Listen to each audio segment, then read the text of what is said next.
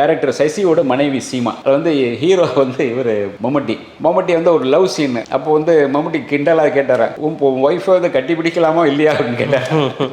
சிரிச்சுட்டு லவ் சீன்ரா அப்படின்னாரு அவர்.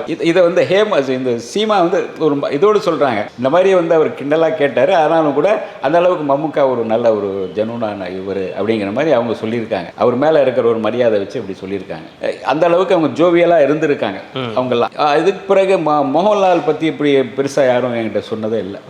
நானும் அந்த வீடியோக்கள் சில பார்க்கும்போது அது வரல, ஏன்னு தெரியல. அது ஒரு பத்திரிகையாளர் சொன்ன மாதிரி 1000ஆவது அப்படிங்க 1500ஆவது அப்படின்னு இவர இந்த மில்லியனுக்கு போகலான்ற ஒரு ஐடியா இருக்கா என்னன்னு தெரியல. அது அந்த மாதிரி நினைக்கிறாங்களா என்னன்னு தெரியல.